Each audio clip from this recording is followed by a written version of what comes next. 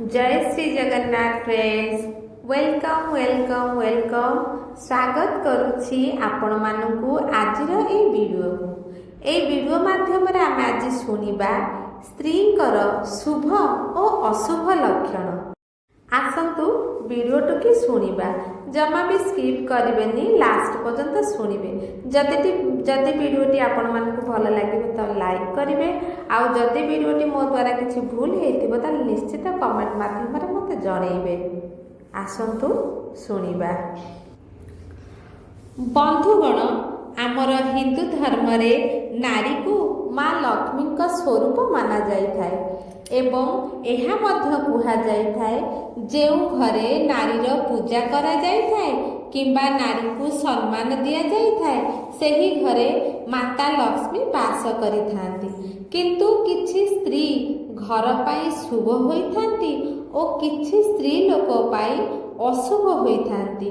तेणु आसंतु जानिबा ए वीडियो माध्यम रे स्त्री मानकर शुभ अशुभ लक्षण विषय रे। किंतु ता पूर्वरु जदि आपण माने चाहुछंती माता लक्ष्मी का आशीर्वाद आपणको उपरे सदा सर्वदा रहू, तेबे ए वीडियोटी की लाइक करंतु और चैनल को सब्सक्राइब करी कमेंट रे जय माँ लक्ष्मी निश्चित लिखंतु।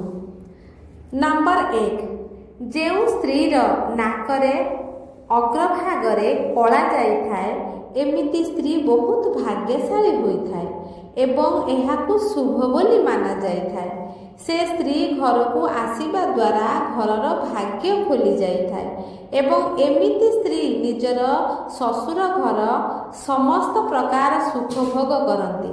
नंबर 2, जेउ स्त्रीर आखि भूरा रंगर अथवा मलिया होइथाए से स्त्री लोक माने बहुत रागी स्वभाव होइथांती और सेमिति स्त्री को अशुभ बोली माना जाए। नंबर 3, जेउ स्त्रीर आंगुठी लंबा और पतला होइथाए एमिति स्त्री निज पति पाई बहुत भाग्यशाली होइथांती। से स्त्री निज ससुर घर को बहुत खुशी नहीं आसीथांती। नंबर 4, जेउ स्त्रीर हाथ और पादरे शिरा देखा जाए एमिति स्त्री को शुभ बोली माना जाए। एमिति स्त्री घर को आसीबा द्वारा घरे माँ लक्ष्मी अवश्य वास करती एवं तांको घरे रहुथिबा द्वारा सुख समृद्धि एवं वैभव आसीथाए। नंबर 5, जेउ स्त्री मानकर राशि मेष मीन एवं वृषभ होइथाए से स्त्री को बहुत शुभ माना जाए। आग को जाई से स्त्री माने निज जीवन में बहुत सफलता पाई थांती। नंबर 6, जेउ स्त्री मानकर चुटी लंबा होइथाए से स्त्री बहुत शुभ और भल स्वभाव होइथांती। नंबर 7, जेउ स्त्रीर कानरे चुटी रही थाए से स्त्री निज ससुर घरे बहुत कठिन परिस्थितिर सामना करिथांती और एमाने सबुबेले परिवार रे कलिर कारण पालिटी जाइथांती। नंबर 8, जेउ स्त्री चालिबा समय पाद तळु धूली उडुथाए एमिति स्त्री निज परिवार पाई निराशर कारण होइथाए आउ एमानकु बहुत अशुभ माना जाइथाए।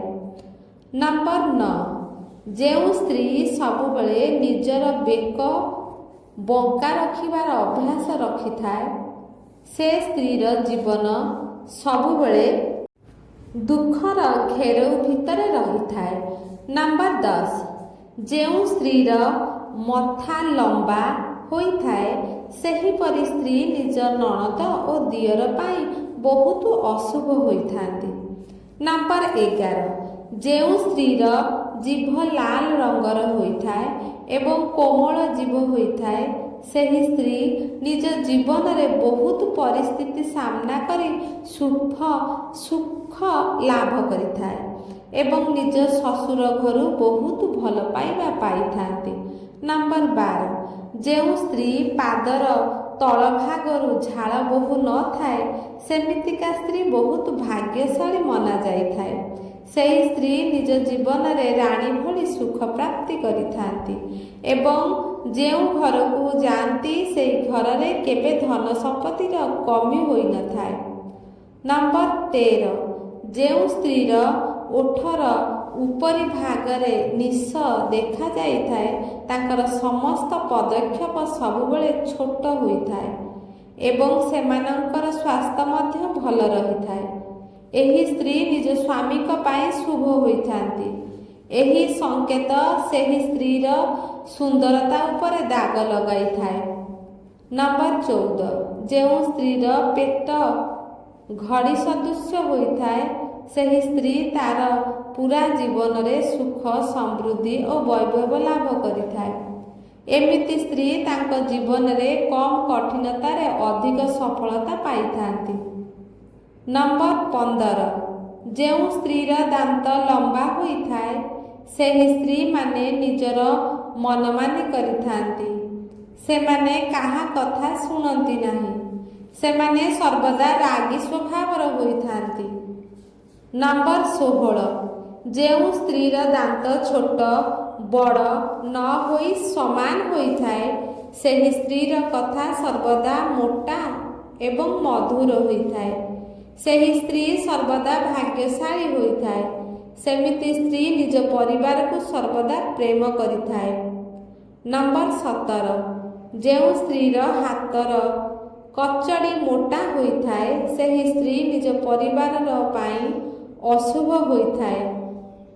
ନମ୍ବର 18, ଯେଉଁ ସ୍ତ୍ରୀର ଅନାମିକା ଆଙ୍ଗୁଳି ଛୋଟ ହୋଇଥାଏ ଏହିପରି ସ୍ତ୍ରୀ ନିଜ ପତି ଓ ଶାଶୁ ଉପରେ ହୁକୁମ ଚଲାଇଥାନ୍ତି। ଏହି ସ୍ତ୍ରୀମାନେ ବହୁତ ଝଗଡ଼ା ସ୍ୱଭାବର ହୋଇଥାନ୍ତି। ଏହି ସ୍ତ୍ରୀମାନେ କଥା କଥାରେ ନିଜ ସ୍ୱାମୀ ଓ ପରିବାର ସଦସ୍ୟଙ୍କ ସହ ଝଗଡ଼ା କରିଥାଏ। ନମ୍ବର 19, ଯେଉଁ ସ୍ତ୍ରୀର ବେକର ହାଡ଼ ଦେଖାଯାଉଥାଏ ସେହି ସ୍ତ୍ରୀମାନେ ସାଧାରଣତଃ ଉଚ୍ଚ ଭାବନା ସ୍ୱଭାବର ହୋଇଥାନ୍ତି। ସେମାନେ ନିଜ ଜୀବନରେ ଆଗକୁ ବଢ଼ିବା ପାଇଁ ବହୁତ ସଂଘର୍ଷ କରିଥାନ୍ତି କିନ୍ତୁ ଗୋଟିଏ ଦିନ ନିଶ୍ଚୟ ସଫଳତା ହାସଲ କରିଥାନ୍ତି। ନମ୍ବର 19, ଯେଉଁ ସ୍ତ୍ରୀର କାନରେ କଳା ଯାଇଥାଏ ଏବଂ ସେ ସ୍ତ୍ରୀ ନିଜ ସ୍ୱାମୀକୁ ଭଲ ପାଉନଥିଲେ ତାକୁ ବିଧବା ଭାବରେ ଜୀବନ ବିତାଇବାକୁ ପଡ଼ିଥାଏ। ନମ୍ବର 21, ଯେଉଁ ସ୍ତ୍ରୀର ଚୁଟି ଛୋଟ ହୋଇଥାଏ ସେହି ସ୍ତ୍ରୀକୁ ଭଲ ଜୀବନସାଥୀ ମିଳିଥାଏ ଏବଂ ଏମାନେ ନିଜ ସ୍ୱାମୀ ପାଇଁ ଶୁଭ ସାବ୍ୟସ୍ତ ହୋଇଥାନ୍ତି। ନମ୍ବର 22, ଯେଉଁ ସ୍ତ୍ରୀର ଡାହାଣ ହାତ କେଉଁ ଜାଗାରେ ଦୁଇଟି କଳା ଯାଇଥାଏ ସେହି ସ୍ତ୍ରୀକୁ ବହୁତ ଶୁଭ ମନାଯାଇଥାଏ ଏବଂ ତାଙ୍କ ଜୀବନ ସୁଖରେ ବ୍ୟତୀତ ହୋଇଥାଏ। ନମ୍ବର 23, ଯେଉଁ ସ୍ତ୍ରୀର ହାତରେ ବହୁତ ରେଖା ରହିଥାଏ ସେହି ସ୍ତ୍ରୀର ଆୟୁଷ ବହୁତ ଲମ୍ବା ହୋଇଥାଏ। ଏମିତି ସ୍ତ୍ରୀ ପୂଜା ପାଠରେ ଅଧିକ ମନ ଦେଇଥାନ୍ତି। ନମ୍ବର 24, ଯେଉଁ ସ୍ତ୍ରୀର ବେକର ମଧ୍ୟଭାଗରେ କଳା ଯାଇ ରହିଥାଏ ସେହି ସ୍ତ୍ରୀ ବହୁତ ଶୁଭ ହୋଇଥାଏ।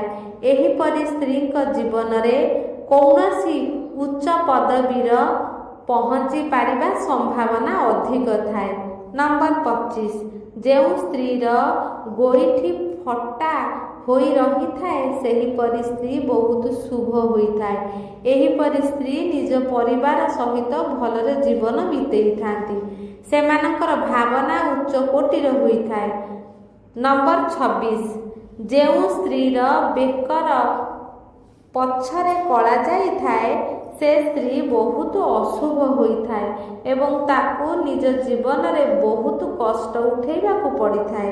ନମ୍ବର 27, ଯେଉଁ ସ୍ତ୍ରୀର ପାଦ ପତଳା ଓ ଲମ୍ବା ହୋଇଥାଏ ସେହି ସ୍ତ୍ରୀ ବହୁତ ଭାଗ୍ୟଶାଳୀ ହୋଇଥାଏ। ଏହିପରି ସ୍ତ୍ରୀକୁ ମାତା ଲକ୍ଷ୍ମୀଙ୍କର ରୂପ ବୋଲି ମାନାଯାଇଥାଏ। ଯେଉଁ ଘରକୁ ଏମାନେ ଯାଇଥାନ୍ତି ସେହି ଘରେ କେବେ ହେଲେ ଟଙ୍କା ପଇସାର କମି ହୋଇନଥାଏ। ସେହି ଘରେ ଧନ ଦୌଲତ କେବେ ଅଭାବ ହୋଇନଥାଏ। आउ सेही घरे माता लक्ष्मीकर विशेष कृपा रही थाए। नंबर 28 जो स्त्रीर आखि मोटा होइथाए सेही स्त्री बहुत शुभ और भल स्वभाव होइथाए। एमिति स्त्री बहुत दयालु होइथांती एवं दानी मध्य अटंती। आउ जेउ घरे एही भली झियो जन्म होइथाए एवं जेउ घरे एही झियो माने विवाह करिथांती सेही घर मानंकरे केबे धन दौलतर कमी होई न थाए। नंबर 29 जेउ स्त्रीर गालरे कला जाई रही थाए सेही स्त्री बहुत भल स्वभावर होइथांती। एमिति स्त्रीर भितरे प्रेमर इच्छा अधिक रही थाए। नंबर 30 जेउ स्त्रीर हाथ पतला एवं लंबा होइथाए सेही स्त्री बहुत शुभ होइथाए। एमिति स्त्री निज स्वामी पाई लकी होइथांती एवं जहाँ सहित एही स्त्रीर विवाह होइथाए से पुरुष बहुत भाग्यशाली होइथांती। दर्शक बंधु एहीपरि ज्योतिष एवं धर्म उपरे आस्था एवं विश्वास रखंतु। आमर एही वीडियोर उद्देश्य हेउछि आपण मानंकु उपयुक्त परामर्श एवं ज्ञान देबा। तेणु जदि आपण मानंकु ए वीडियोटी भल लागिथिबो निश्चित गोटे लाइक करिवे, शेयर करिवे, आउ जदि चैनल रे नुआ थिबे त चैनल को सब्सक्राइब करिवे। रहुछि। जय श्री जगन्नाथ।